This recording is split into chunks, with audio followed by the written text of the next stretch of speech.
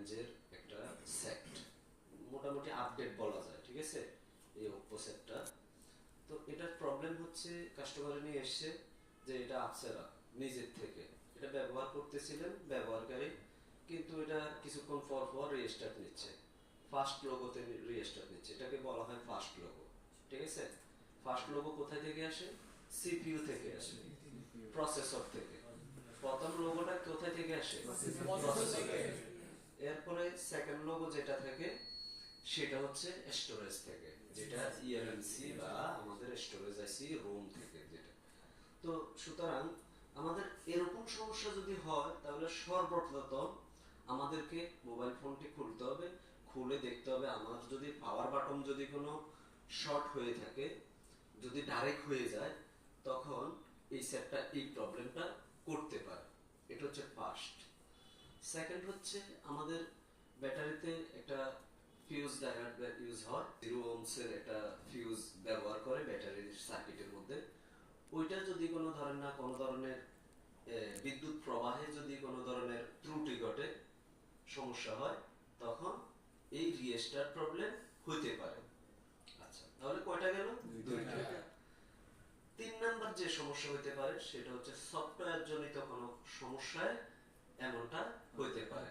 Processor ওকে আছে, but যখন আমাদের প্রোগ্রামগুলো আসবে ওইগুলা কিসের? ওইগুলা সেকেন্ড লোগো যেটা আসবে হতে পারে। তাহলে এটা কত নাম্বার গেল? 3 নাম্বার। আচ্ছা, চতুর্থ নাম্বার যে সমস্যাটা হতে পারে সেটা হচ্ছে হার্ডওয়্যার জনিত কোনো ধরনের সমস্যা হতে পারে। তো হার্ডওয়্যারের মধ্যে আমাদের অনেক সময় পাওয়ার আইসি থেকে যে বাক ভোল্টেজ গুলা বা রেল যেগুলা, ওই ভোল্টেজ গুলা যদি কোনো সাপ্লাই দিতে গিয়ে যদি ধরনের ত্রুটি বা বাধাপ্রাপ্ত হয়, অথবা এলডিও ভোল্টেজ গুলা যদি কোনো ধরনের শর্ট হয়ে থাকে, তখন এই ধরনের রিস্টার্ট প্রবলেম হতে পারে। তাহলে কয়টা হলো? 4টা। কি কি? আমার প্রথমত হচ্ছে পাওয়ার সুইচ, 2 নাম্বার হচ্ছে আপনার ব্যাটারি সার্কিট থেকে, 3 নাম্বার হচ্ছে আপনার সফটওয়্যার জনিত সমস্যা, 4 নাম্বার হচ্ছে হার্ডওয়্যার। এমন সমস্যা যদি আপনাদের মাঝে যদি আসে, দিকটা বুঝাচ্ছি যে এটা যেহেতু যদি টিএফটি ডিসপ্লে হয় অথবা আইপিএস ডিসপ্লে হয়, হ্যাঁ, তাহলে আপনি এই লিকুইড দেওয়ার সময় খুব সাবধানতা অবলম্বন করতে হবে। কেন? ওই যে আপনার এগুলা তো একটা আঠা দিয়ে লাগানো, তো এটা ওইদিকে যদি আপনি যদি কোনো দিতে যান তাহলে ওনাদের এটা এমন অনেক পুরাতন, যাই হোক, আগে গাম টাম থাকলে এগুলা গামগুলাকে সারাই নিতে হয়, বেশি ঢুকানো যাবে না, ঠিক আছে। এইটুকুর মধ্যে আপনি এইভাবে যখন দিবেন এটা উঠে যাবে, ঠিক আছে। এটা যদি কোথাও গাম লেগে থাকে এগুলা এই যে উঠে গেছে না? আচ্ছা, আমরা এগুলা সব এটার অংশ বিশেষ যতগুলো আছে সব এক জায়গায়, সবগুলা স্ক্রু খুলতে হবে। আমরা এভাবে খুলে নিচ্ছি, আপনারা দেখতেছেন পিছনের, দেখেন, অসুবিধা নেই, স্ক্রুগুলো আমি খুলে নিচ্ছি। এরপরে আমরা, এটা হচ্ছে ব্যাকশেল, কি বলা হয় এটা? ব্যাকশেল। ব্যাকশেলটা এভাবে খুলতে হবে। এরপরে আপনার স্ক্রুগুলো সবগুলো লুজ করব, করে প্রত্যেকটা স্ক্রু আমরা হেফাজতে রাখবো, কারণ এই স্ক্রুগুলো ওদের সিল করা, হ্যাঁ, সিল গালা করা একটা স্টিকার লাগানো থাকে, এটা ওয়ারেন্টি। তো কাস্টমার কেয়ারে নিয়ে গেলে ওরা বুঝতে পারে যে এই সেটটা খোলা হয়নি বা খোলা হয়েছে, হ্যাঁ, স্টিকারটা যখন দেখবে না তখন তো ওরা বলবে যে না এটা খোলা হয়েছে, ঠিক আছে। তো আমরা এটার স্ক্রুগুলো খুলে এখানে এক জায়গায় রাখতেছি আর কি। এগুলো সবগুলো আমি লুজ করে পার্ট, ঠিক আছে। মিডল পার্টের নখ দিয়ে বিভিন্ন ওপেনার আছে, আপনি ওপেনার ইউজ করতে পারেন, বাজারে ওপেনারের অভাব নাই। তো কি করলাম, আমরা এখানে সবগুলা লক ওপেন করে দিলাম, ঠিক আছে। এটা খুলে গেছে না? তবে সবসময় মনে রাখবেন এখানে যদি সুইচ থাকে ওইগুলোকে আপনাকে হেফাজতে রাখতে হবে, কোনো ধরনের সুইচ হারানো যাবে না। এখন আমি যদি কোনো ধরেন না সুইচ থেকে, ঠিক আছে, তো আমি আমার পাওয়ার সুইচটার থেকে আমি একটু মাদারবোর্ডটাকে আলগা করে দিয়ে রাখবো, আলগি দিয়ে দেখতেছি, দেখেন এখন এখানে যদি আমি আলগি দিয়ে দিই তাহলে আমার সুইচ থেকে আলাদা হয়ে যাবে, ঠিক আছে। তো কোনো ধরনের স্ক্রু থাকলে আগে এটা লুজ করে দিতে হবে, ঠিক আছে। কি স্ক্রু আছে, এখানে একটা স্ক্রু আছে, ঠিক আছে, এই স্ক্রুটার কারণে এটা চাপ খেয়ে আছে, ঠিক আছে। তো এটাকে লুজ করে দিলে তো এটার, এই দেখেন এখন আমি এটা থেকে আলাদা করে দিচ্ছি, এই যে হালকা এখান থেকে আলগি দিয়ে দিব,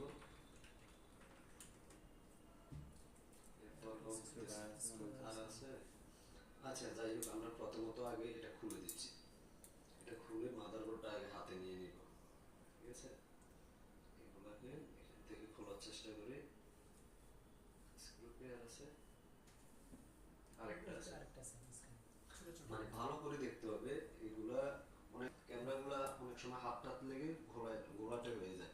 তো আমরা এটা দেখেন, এটা তো পাওয়ার সুইচ, এটা পাওয়ার সুইচ, এই দুইটা ফা, ঠিক আছে? এই দুটো স্প্রিং এর সাথে লেগে থাকে, লাগলে তখন সেটটা চালু হয়।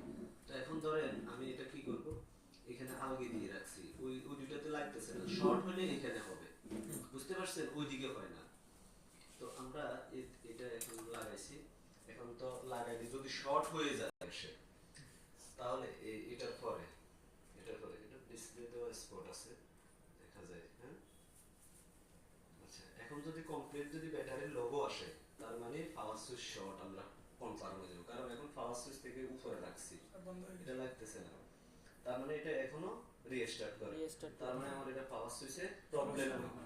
দেখেন আমার পাওয়ার সুইচ কিন্তু আলগা হয়ে আছে, ওই দেখেন, ওই যে আলগা না, ওইটার সাথে লাগে নাই, তার মানে ওইটাতে সমস্যা নেই, সমস্যাটা অন্য কোথাও, ঠিক আছে?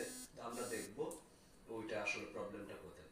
আমরা এই ফল্ট ফাইন্ডিংটা কোথা থেকে নিচ্ছি দেখেন, ঠিক আছে?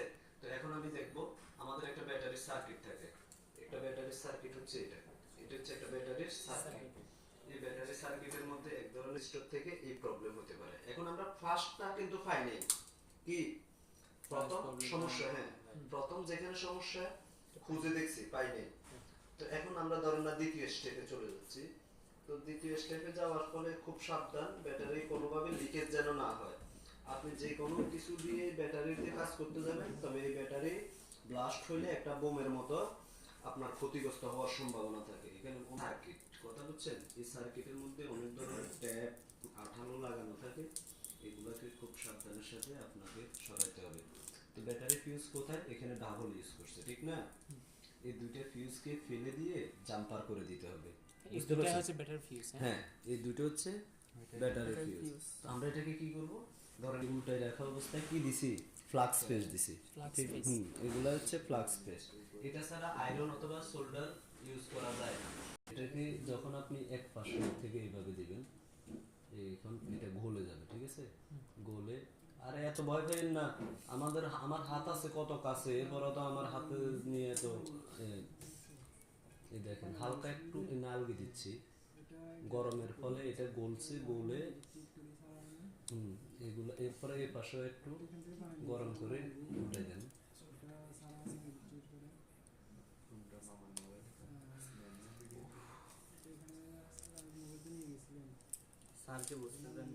না উঠে দিয়ে এদিক থেকে উঠে দিয়ে ওই দিক থেকে দিলে পড়ে যাবে, দেখছেন? পড়ে গেছে না দুইটা? আচ্ছা, এটা হচ্ছে এগুলো কি ব্যাটারি সার্কিট, ঠিক আছে? আবার এইভাবে নেওয়ার পরে এখানে এগুলোতে লাগাই দিব। তো প্রথমত আগে একটু মাথাগুলো ভালো করে এভাবে নিয়ে নিছি। এখন দুইটা তার দিয়ে আমরা জাম্পার করে এখানে জাম্পারিং তার এগুলোর উপরে কভার আছে, ঠিক আছে? কি আছে? কাভারেট করা, এগুলো দিয়ে উপর দিয়ে কাভারেট করা থাকে। আমরা এটা এইভাবে এটাকে সিলভার কালার করে ফেলি। এখানে খুব ছোট জায়গা, আমি ওই বসে করলে হয়তো টুইজার দিয়ে ধরে অসুবিধা নেই না, এখানে এইভাবে আপনি করবেন দেখানোর জন্য একটু সময় এটা তো দাও।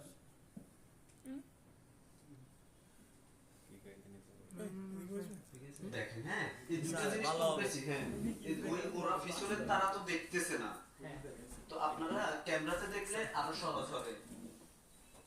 নতুন না মানে তাদের সেটটার সাথে ব্যাটারি তো দেখতেছেন, আমি প্রথমে নিচেরটা করতেছি, না হলে আবার ওই মোসেটটা লাগাইতে গেলে নিচেরটা উঠে যাবে, এই জন্য আগে নিচেরটা ধরে লাগাইতে হবে, ঠিক আছে?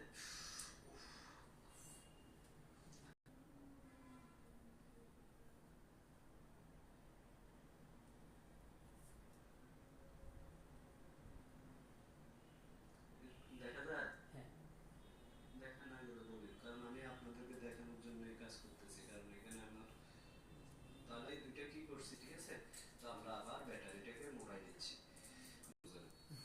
মেইন পয়েন্টগুলো বেরিয়ে নেই তো এগুলো আমরা কি করলাম, ব্যাটারি লাগিয়ে দিলাম। হ্যাঁ ব্যাটারি রিপেয়ার করছি। দেখি এখন ওই সমস্যাটার ইফেক্টটা কি আসে, ফিডব্যাকটা কি আসে, ঠিক আছে। এখন কি রিস্টার্ট নিচ্ছে? এতক্ষণে কিন্তু রিস্টার্ট নেওয়ার কথা, এতক্ষণে রিস্টার্ট নেওয়ার কথা ছিল, ঠিক না? আর এটা একটু হালকা দেখি, এখনো নিচ্ছে, এখনো নিচ্ছে। এখন থার্ড স্টেপে যাইতে হবে, ঠিক আছে। থার্ড স্টেপ মানে সেকেন্ড স্টেপ কিন্তু অলরেডি আমরা শেষ করছি। পাওয়ার সুইচ প্রবলেম নাই, ব্যাটারি সমস্যা নাই। 3 নাম্বার স্টেপ কি, সফটওয়্যার। তো সফটওয়্যার দিয়ে দেখবে, যদি কোনো হয় তো ভালো, আর না হলে আমাকে হার্ডওয়্যারের কাজ করতে হবে।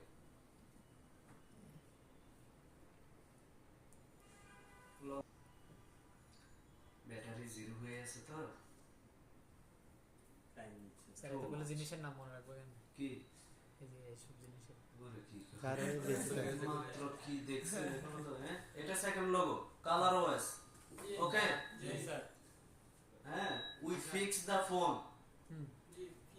মানে উই ফিক্স দা ফোন, আমরা এই মোবাইলটি ঠিক করে হ্যাঁ ঠিক করতে পেরেছি, ঠিক আছে। কালার ওএস আসছে না, এটা ফার্স্টলি যখন রেস্টার্ট দিয়েছি ওটা ছিল মূলত ব্যাটারি একেবারে জিরোর কোঠা ছিল, ঠিক আছে। তার মানে স্যার এটা ব্যাটারি হ্যাঁ এটা তাহলে আমাদের সেকেন্ড স্টেপে কি হলো, এটা ফিক্স হয়ে গেছে, ঠিক না। এটা আমাদের সেকেন্ড স্টেপে সেটটা ওকে হয়ে গেছে। তাহলে দেখেন আমরা কিন্তু এই সেটটার একেবারে অথেন্টিক্যালি যে প্রবলেমটা নিয়ে এসেছে কাস্টমারে, তো আমরা ধরেন না স্টেপ বাই স্টেপ যখন চেক দিছি, দ্বিতীয় স্টেপে প্রবলেমটা ফাইন্ড আউট হয়ে গেছে, ঠিক আছে। ফল্ট ফাইন্ড হয়ে গেছে, তো সেটটা এখন কমপ্লিট কিন্তু রান হবে, ঠিক আছে। তো এটা সেকেন্ড লোগো আসা মানে এর আগে তো সেকেন্ড লোগো আসে না, ফার্স্ট লোগোতে কি করতেছিল, বন্ধ হয়ে যাচ্ছে, রিস্টার্ট করতেছিল, ঠিক আছে। তো এখন তো ফার্স্ট লোগোর পরে এখন সেকেন্ড লোগো লোড নিচ্ছে, অর্থাৎ অ্যাপস গুলো এখন লোড হবে, আমাদেরকে ব্যবহার করার উপযুক্ত একটা ডিসপ্লেতে ভেসে উঠবে। আচ্ছা আমরা ততক্ষণ পর্যন্ত অপেক্ষা করি। তাহলে আমাদের প্রত্যেকটি কাজের একটা ধাপ আছে, আমরা যদি কোনো ওগুলা না করি, মাদারবোর্ড এটাকে রিডিং চেক করি, এসা করি তেসা করি, এগুলোতে কোনো প্রবলেম, এই এমন সমস্যায় আপনি ভালো ফলাফল পাবেন না। প্রত্যেকটা সেটের সমস্যা কি, সমস্যাগুলো আমাদের নিত্য মানে একেবারে নিত্য সমস্যা যেগুলা, এগুলো হচ্ছে নেটওয়ার্ক প্রবলেম হতে পারে অথবা আপনার ধরেন না হঠাৎ করে বন্ধ হয়ে যেতে পারে কোনো মোবাইল। তো এই সকল সমস্যাগুলোর ক্ষেত্রে আমাদের আসলে করণীয়, একজন মেকানিক অথবা টেকনিশিয়ান হিসেবে মানে স্টেপ বাই স্টেপ কি করণীয়, এই জিনিসগুলো হচ্ছে মূল নিয়ম। আপনি যখন স্টেপ বাই স্টেপ কাজ করার ধাপটা বুঝবেন, তখন আপনার কাছে খুবই ইজি হয়ে যাবে যে কোনো কাজ। আপনি কাজটা সার্ভিস দিতে পারেন অথবা না পারেন, তবে আপনার কাছে কাজগুলা করা ইজি হয়ে যাবে, অসুবিধা নাই। এটা একটু ফাস্ট, অনেক কয়েকদিন বন্ধ ছিল বলছে, এভাবে রিস্টার্ট করতে করতে করতে করতে মানে একেবারে বন্ধ হয়ে গেছে। আমাদের এখানে 6 পোর্ট আপনার চার্জারে, আই চার্জারের মধ্যে দেখতেছি ফাস্ট চার্জ নিচ্ছে, 2.2 করে নিচ্ছে, ঠিক আছে। 2.2 এম্পিয়ার কনজাম্পিং করতেছে, ঠিক আছে।